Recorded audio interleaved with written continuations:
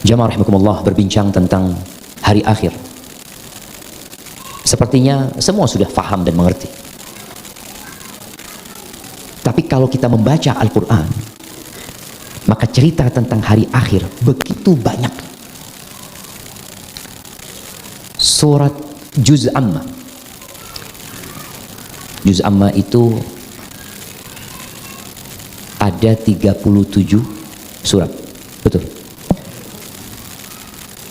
34 itu turun di Mekah menurut pendapat yang lebih rajih. Hanya 3 yang turun di kota Madinah. Siapa yang mau nyebutkan? 3 surat di Juz Amma yang turunnya di Madinah. Anak kasih hadiah cuma hadiahnya buat yang sudah nikah ini. Mana tuh? Ada yang bukan. Nah, fadal. Ya Allah. Jangan tolak-tolak gimana? Lihat ke ustadznya. Boleh kerja kelompok, boleh, nggak apa-apa. Nah,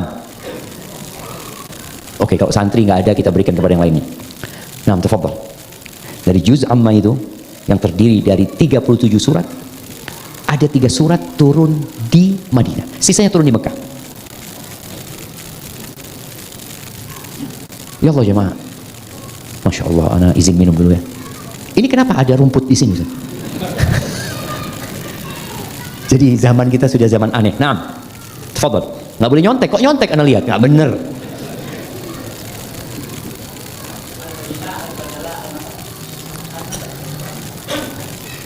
Al-Bayyinah. Yang mana Al-Bayyinah itu? Tayyib. Terus Az-Zalzalah. Yang mana Az-Zalzalah itu? Idza zulzilatil ard. Yang ketiga An-Nasr. Yang mana An-Nasr itu? Idza jaa nasrullah. Enggak apa-apa lah, walaupun nyontek kita kasih hadiah jamaah sebenarnya. Tayyib, barakallahu fiik. Jadi memang kalau bicara ilmu pengetahuan sekarang itu tinggal buka handphone, antum dapat ilmu. Antum mau tanya apa, insya Allah dijawab di sana. Tapi kalau bicara ilmu yang bermanfaat, ilmu yang berkah, ilmu yang mengantarkan kepada perilaku dan sikap, itu mau tidak mau harus datang menuntut ilmu. Karena di tempat ini kita ditempa dan dididik.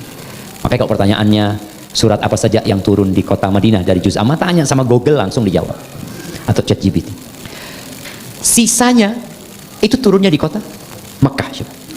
Coba surat pertama di Juz Amma, Masya Allah, ada roti ya. Ini siapa?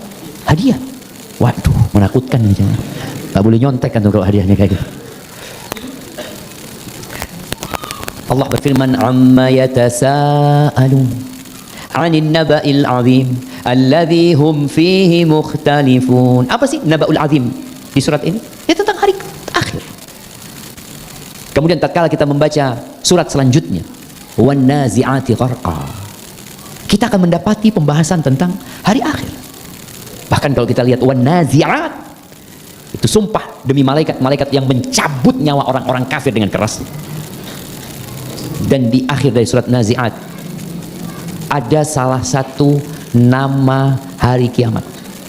Siapa yang menyebutkan, kasih hadiah?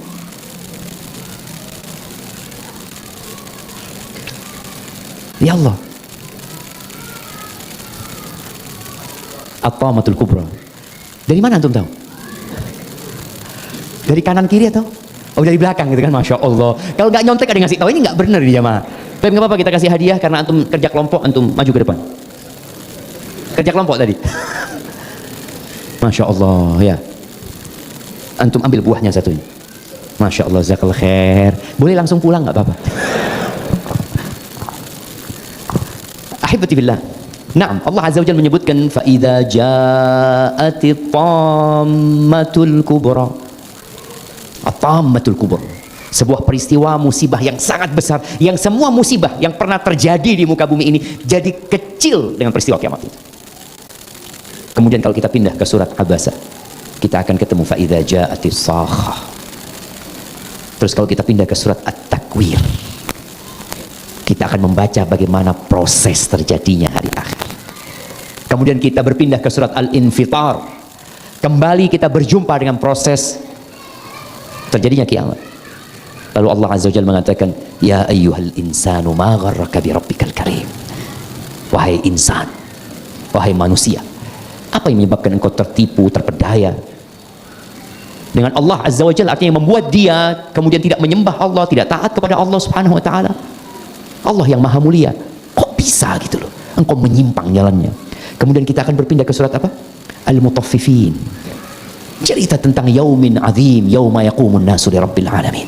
Cerita tentang adanya dua macam manusia kelak pada hari kiamat. Kemudian setelah itu kita akan bertemu dengan surat apa? Al-Insyiqaq. Ketemu lagi dengan proses-proses kiamat itu. Yang pendek-pendek banyak Al-Qari'ah. Kiamat lagi ceritanya. Ahibati billah, bicara hari akhir. Hari akhir itu adalah hari yang terakhir. Pertanyaannya, kenapa disebut hari yang terakhir? Emangnya setelah hari itu nggak ada hari lagi? Siapa yang mau jawab? Apa sih maksudnya beriman dengan hari akhir? Hari akhir itu disebut hari terakhir. Emangnya nggak ada hari lagi setelah hari? Nah, nggak apa-apa, siapa yang mau jawab terserah sudah. Karena santri kayaknya angkat tangan sudah, kecuali kalau ada bisikan atau nah, karena yang keras ya. Karena hari akhir tinggal di dunia.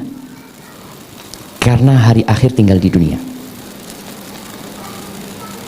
Kayaknya bukan.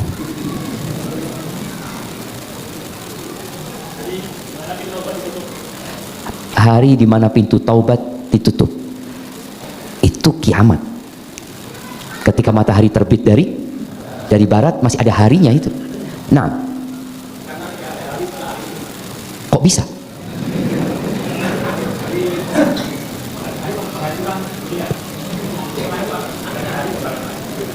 Oke, jadi hari akhir itu maknanya hari pembalasan. Terakhir di mana? Nggak ada hari lagi begitu. Loh, selesai tutup gitu sudah. Jawabannya hampir benar sebenarnya. Jadi kalau bicara beriman dengan hari akhir yang dimaksud adalah hari di mana manusia dibangkitkan. Itu hari akhir. Setelah itu tidak disebut hari lagi sebenarnya. Siklus harinya sudah nggak ada. Karena orang Arab itu menyebut hari itu yang sebelumnya ada malam. Jadi disebut hari. Tapi itu hari terakhir karena siklus hari selesai. Karena nggak ada matahari yang terbit, tidak ada matahari yang tenggelam. Dan hari itu disebut hari akhir. Gimana, mau kasih hadiah jemaah? Karena dia maksa hari terakhir, ya nggak apa-apa, sudah kita kasih hadiah. Nah, bisa diantarkan hadiahnya. Masya Allah. Oh, kayaknya beliau kita kasih buku aja. Nah, kayaknya lebih manfaat buat beliau. Barakallahu fikum. Jadi setelah hari itu, kalau tadi ada yang menyebutkan hari terakhir di dunia, bukan. Jadi disebut beriman dengan hari akhir. Al-yaumul akhir itu adalah hari terakhir memang, yang sebelumnya ada kiamat terjadi. Yang pagi harinya manusia sudah dia dibangkitkan dari kuburnya. Maka disebutkan oleh para ulama bahwasanya al-yaumul akhir itu nama lima baina nafkhatil ba'thi ila al-istiqrar fil jannati wan nar. Nama untuk hari di mana manusia dibangkitkan, kemudian setelah itu dia akan masuk ke surga dan neraka. Walaupun kadangkala beriman dengan akhir itu disebutkan mencakup tadi hari kiamat, hari pembalasan ya. Ketika Jibril datang kepada Nabi sallallahu alaihi wasallam terus bertanya tentang rukun iman. Apa kata Nabi Muhammad sallallahu alaihi wasallam? Antu'mina billahi wa malaikatihi wa kutubihi wa rusulihi wal yaumil akhir wa tu'mina bil qadari khairihi wa syarrihi. Kenapa disebut hari terakhir? Karena memang nggak ada hari lagi setelah itu. Ada beberapa pendapat para ulama tentang penyebutan tentang hari akhir itu, tapi yang akan kita bahas jemaah pada kesempatan kali ini, apa yang dimaksud dengan beriman dengan hari akhir? Mencakup 4 hal. Tatkala kita bicara rukun iman, yang mana seorang muslim harus beriman dengan hari akhir, maka dia harus mengimani beberapa permasalahan yang berkaitan dengan hari akhir. Yang pertama adalah muqaddimat al-yaumil akhir. Jadi ingat, hari akhir itu sebutan untuk hari terakhir itu satu hari. Tapi juga mencakup yang berkaitan dengan hari kiamat, kehidupan di akhirat juga masuk dalam pembahasan keimanan dengan hari akhir. Maka hal pertama adalah mengimani semua pendahulu yang akan terjadi sebelum kiamat, sebelum adanya hari akhir. Seperti apa? Tanda-tanda kiamat besar dan tanda-tanda kiamat kecil.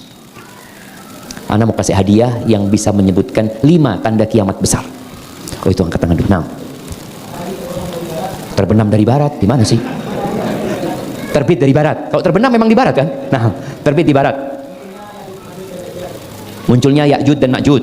Yang ketiga, keluarnya Dajjal. Dajjal itu dari mana? Kurang tahu ya, nanti kita cari tahu. Nah, yang keempat, itu kecil. Kalau besar ya sudah kiamat ini, karena sudah banyak gedung-gedung tinggi itu. Iya, yang keempat. Mau dibantu antum? Mau dibantu nggak? Hadiahnya berdua nanti. Nah, oke, silahkan dibantu. Loh, ayo mana? Loh, sini. Keluarnya api yang akan menggiring manusia menuju ke mahsyar. Baik. Turunnya Nabi Isa. Nah, tambah satu lagi.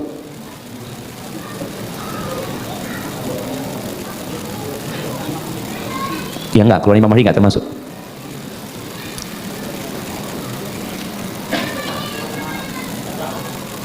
Keluarnya Dab, Masya Allah. Tapi fadl ke sini, kita kasih hadiah yang memang bisa untuk bareng-bareng antum ya. Masya Allah. Fadl. Ya nggak apa-apa, dia kan udah kerja sama dia nanti di sana. Masya Allah, barakallahu fikum. Fadl, hayyakumullah. Ya kalau mau dimakan sendiri sepekan nggak habis kayaknya nanti. Nah, mahibati fillah, jadi kita harus beriman dengan tanda-tanda kiamat, baik yang kecil atau yang besar yang disebutkan oleh Nabi Muhammad SAW atau Allah Azza wa Jalla dalam kitab. Jadi tadi yang disebutkan tanda-tanda kiamat besar dan ada tanda-tanda kiamat kecil. Yang Nabi alaihi salatu wasallam ketika pulang dari perang Tabuk, beliau menyebutkan udud baina yaday sa'a sittan, udud sittan baina yaday sa'a. Sebutkan 6 perkara yang akan terjadi sebelum terjadinya kiamat nanti. Salah satunya adalah mauti, meninggalnya Nabi Muhammad SAW. Itu tanda kiamat kecil. Dan beliau sudah meninggal dunia. Lalu beliau menyebutkan wa fitnah, dan akan terjadi satu fitnah yang tidak meninggalkan satu rumah orang Arab pun kecuali dimasukinya. Dan para ulama ketika menjelaskan tentang fitnah ini, mereka menjelaskan sesuai dengan masa mereka.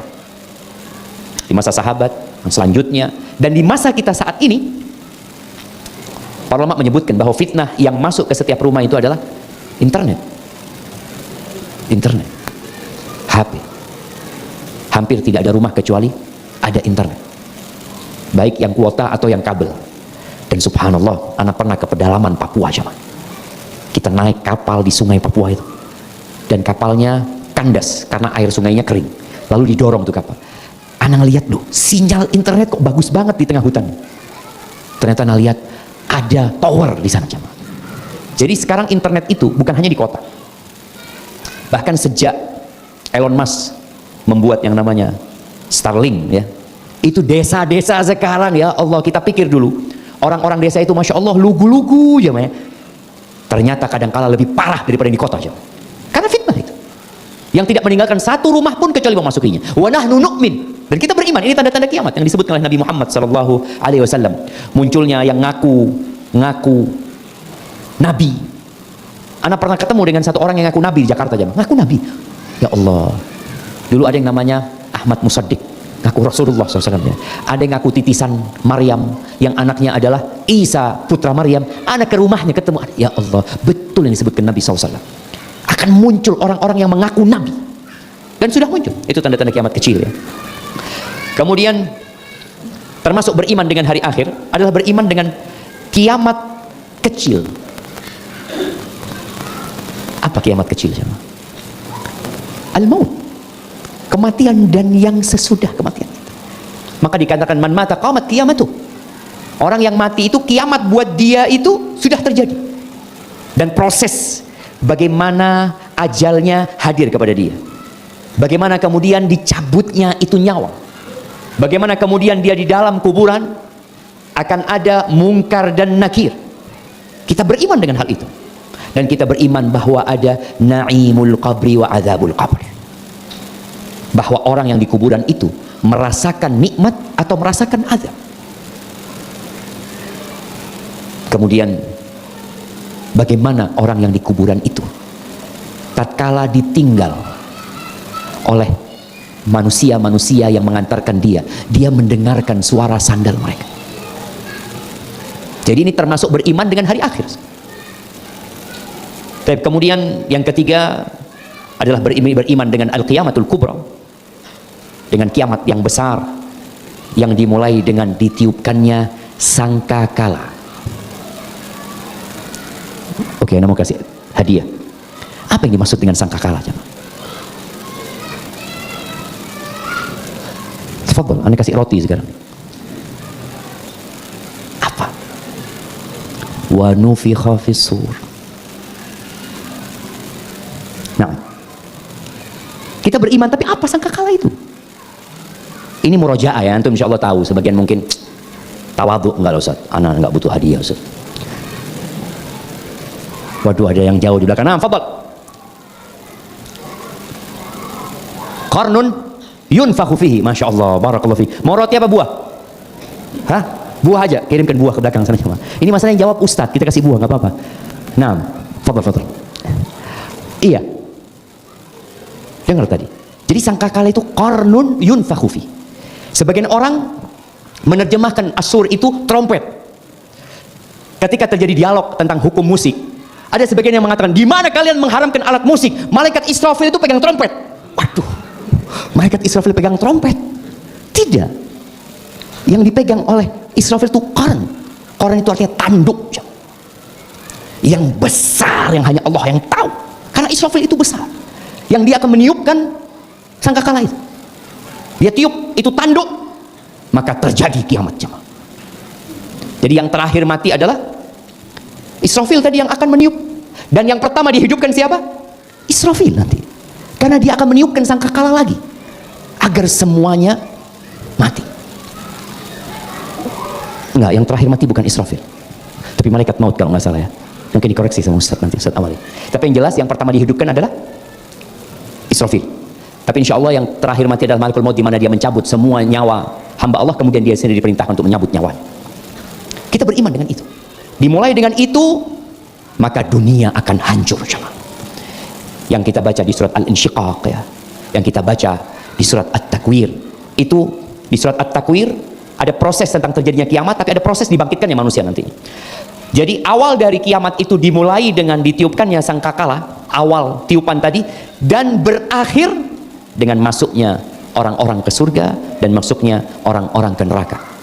Maka masuk di dalamnya mizan ya, masuk di dalamnya pembagian rapot, masuk di dalamnya sirat yang berada di atas neraka jahanam, masuk di dalamnya haud, di mana orang-orang akan diperkenankan minum dari telaga Rasul sallallahu alaihi wasallam. Dan kita beriman dengan semua itu. Karena ada kelompok-kelompok Islam yang mungkin tidak mengimani adanya mizan. Buat apa Allah datangkan mizan? Padahal Allah sudah tahu. Nah, Allah sudah tahu. Tapi Allah ingin menegakkan keadilan. Bicara salah satu peristiwa yang akan terjadi di padang mahsyar, yaitu mizan. Anda mau tanya, apa saja yang akan ditimbang di mizan itu? Ada 3 hal yang akan ditimbang ya. Waduh, jauh yang katakan. Nah, fadhal berdiri antum, biar dengar.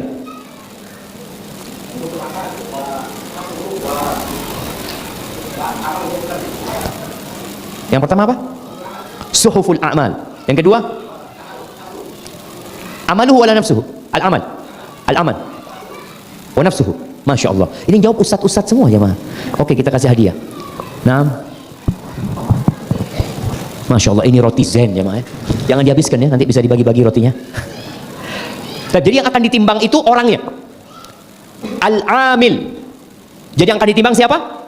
Al-amil. Pernah Nabi alaihi salatu wassalam lagi bersama para sahabat. Abdullah bin Mas'ud itu sedang memetikkan buat Nabi alaihi salatu wassalam siwak. Dan Abdullah bin Mas'ud radhiyallahu taala anhu kana min kuttabil wahyi. Tapi orangnya kurus, kecil. Kita kalau melihat orang gagah itu, Masya Allah, badannya bagus. Kalau lihat orang kurus, kita akan meremehkan orang itu. Abdullah bin Mas'ud ketika radhiyallahu taala anhu memetikkan buat Nabi alaihi salatu siwak, dia naik pohon arok namanya, pohon siwak itu. Dia pakai sarung, akhirnya ada angin yang berhembus yang menyingkap betisnya. Namanya di atas kelihatan oleh semua. Kalau lagi jalan kan nggak kelihatan betis kita, tapi di atas pohon ini. Para sahabat Nabi sallallahu alaihi wasallam tertawa. Lalu Nabi alaihi salatu wasallam mengatakan kepada mereka, mimma tadhakun? Apa yang menyebabkan kalian tertawa? Sadar sahabat menilai orang dari fisiknya. Mereka mengatakan, min diqqati saqaihi ya Rasulullah, wa fi lafdin min khumusati saqaihi. Dari kurusnya atau kecilnya betisnya Abdullah bin Mas'ud. Ingat, Innallaha la yanzuru ila suwarikum wala ila amwalikum. Allah Jalla Jalaluh itu tidak memandang kepada rupa kalian, kata Nabi SAW. Ini di hadis lainnya. Allah itu tidak melihat kepada harta kita. Antum pakai HP merek apa? Antum tadi datang pakai motor apa? Seperti apa rumah antum? Pakaian antum berapa harganya? Di saat sekarang ini kita melihat, dan dari dulu sih, manusia itu menilai orang lain dari outfitnya kadang-kadang. Sepatunya merek apa? Makanya kalau pakai baju mereknya di mana? Di dadanya, supaya kelihatan merek bajunya. Allah nggak ngelihat ke sana. Wa inna ma yanzuru ila qulubikum wa a'malikum. Yang dilihat sama Allah Azza wa Jalla adalah hati kalian dan amalan kalian. Maka tatkala para sahabat menyebutkan sebab mereka menertawakan Abdullah bin Mas'ud, lalu Nabi alaihi salatu wasallam menyebutkan lahuma fil mizan athqalu min jabal Uhud. Kalian tahu, dua betisnya Abdullah bin Mas'ud yang kalian lihat kecil dan kurus itu di timbangan pada hari kiamat akan lebih berat daripada gunung Uhud. Jadi orangnya akan ditimbang, amal jelas akan ditimbang. Rasul sallallahu alaihi wasallam menyebutkan kalimatani khafifatani 'alal lisan thaqilatani fil mizan habibatani ilar rahman subhanallahi wa bihamdih subhanallahil azim. Ada dua kata yang ringan di lidah, berat di timbangan. Berarti ini bakal ditimbang nih. Ini bakal ditimbang, dua kalimat ini. Kemudian dicintai oleh Allah Ar-Rahman. Apa kalimat itu? Subhanallahi wa bihamdihi subhanallahil azim. Dan hadithul bitaqah yang menyebutkan bagaimana kartu itu diletakkan di timbangan menyebutkan bahwasanya buku amalan itu juga akan ditimbang. Dan timbangan pada hari kiamat itu sangat sensitif, jemaah. Allah Azza wa Jalla mengatakan wa nada'ul mawazinal qista liyaumil qiyamah fala tudlamu nafsun syai'a wa in kana mithqala habbatin min khardalin ataina biha wa kafa bina hasibin.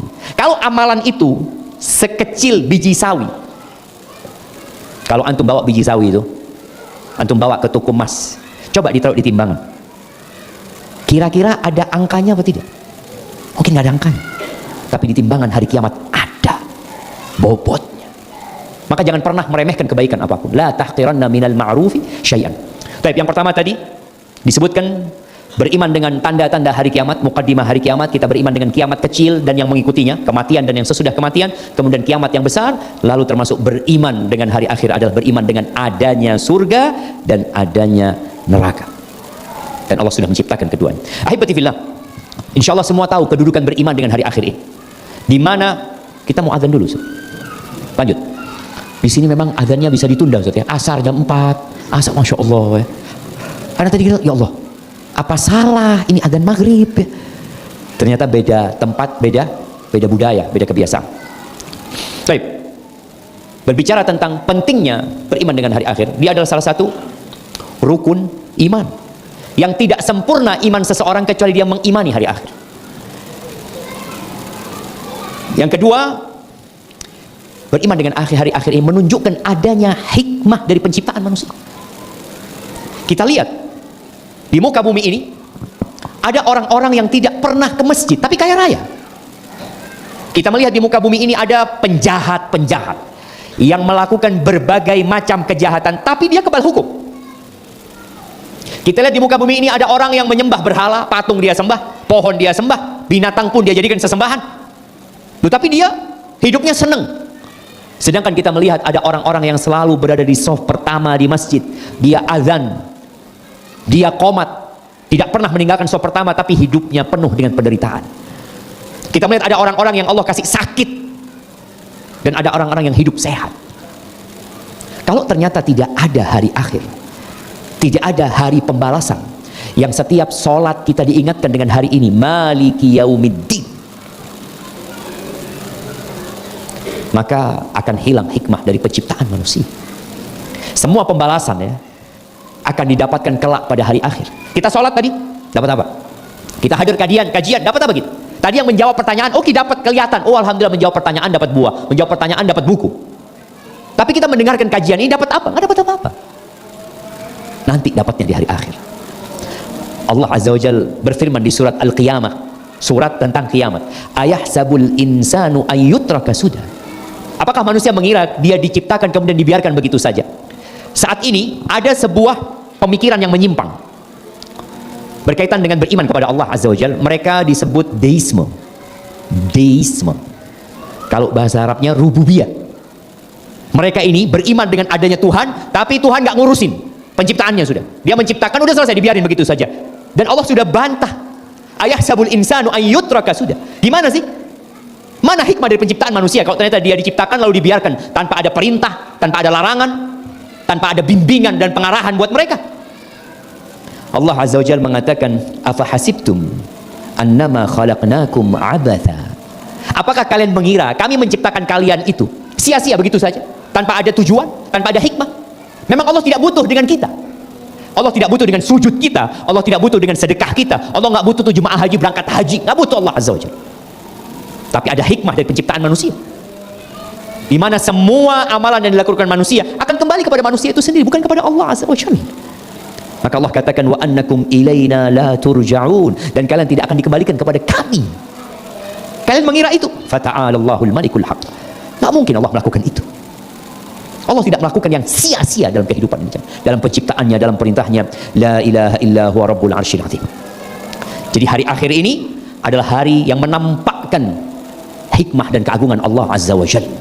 Sekarang banyak orang yang mengaku raja, dia mengaku memiliki. Nanti pada hari akhir Allah akan menanyakan kepada mereka, limanil mulkul yaum,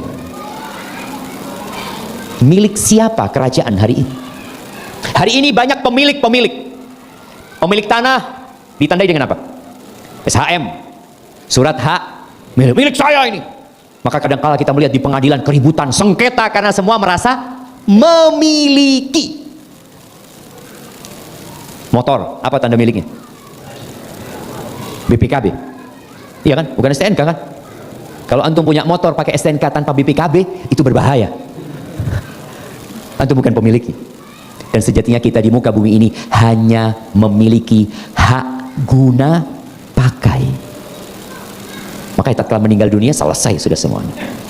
Jadi ahibati fillah, beriman dengan hari akhir ini juga menjadi motivator terkuat yang mendorong orang untuk bersungguh-sungguh beramal untuk akhirat. Pembagian rizki di dunia ini bukan berdasarkan amalannya. Pernah dengar orang yang mendapatkan hadiah, atau dia lagi makan bersama, tahu-tahu yang di depan dia itu ayam panggang satu, yang di depan temennya sambal sayur, depannya dia ayam. Lalu dia mengatakan, rizki anak soleh. Atau dia mengatakan, tergantung amalnya. Enggak jemaah, pembagian rizki di muka bumi ini bukan tergantung amalan. Maka tadi disebutkan ada orang-orang kafir nggak pernah sholat kaya raya. Mungkin ada sebagian dulu ketika dia belum hijrah, tatkala dia berbuat mengikuti syahwat dan nafsunya, dia kaya raya. Tahu-tahu ketika dia taubat dia jatuh miskin. Lalu dia berpikir akan kembali seperti dahulu. Enggak jemaah. Makanya pembagian di dunia ini bukan tergantung amalnya. Dan subhanallah ya, kalau bukan karena khawatir Allah semua orang jadi kafir. Di surat Az-Zukhruf Allah mengatakan, walaula an yakuna an-nasu ummatan wahidah la ja'alna liman yakfuru birrahmani libuyutihim suqufan min fiddah wa ma'arija 'alaiha yadhharun wa libuyutihim abwaban wa sururan 'alaiha yattaki'un wa zukhrufa in kullu dhalika lamma mata'ul hayatid dunya wal akhiratu 'inda rabbika lil muttaqin.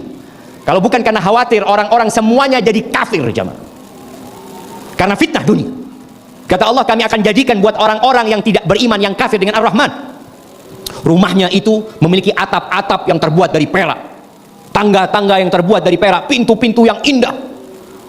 Kemudian mereka bersandar di sana, perhiasan-perhiasan dari kemewahan dunia ini. Karena manusia itu tergiur dengan dunia.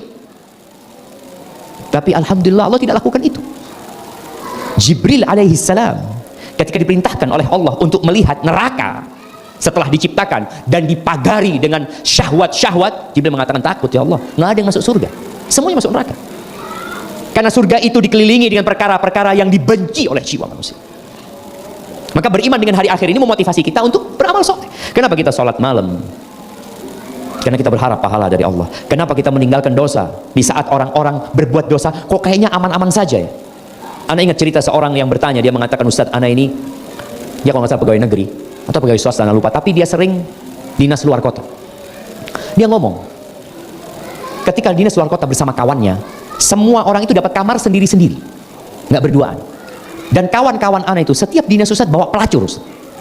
Dia lihat semua bawa pelacur kecuali dia. Selang berapa bulan ana bawa pelacur juga Ustaz. Seperti mereka Ustaz. Dan ana ingin bertobat. Kenapa dia bawa pelacur? Kan dia melihat kok aman-aman saja rumah tangganya, nggak ada masalah. Tapi beriman kepada Allah dan hari akhir. Makanya seringkali Allah menyebutkan man kana yu'minu billahi wal yaumil akhir.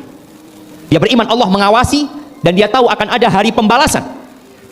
Maka akan membuat dia meninggalkan dosa dan berbuat amal soleh. Dan buat para santri, jangan tinggalkan sholat malam. Penuntut ilmu itu harus punya sholat malam. Walaupun mungkin kau dapat ngantuk, dapat ini itu.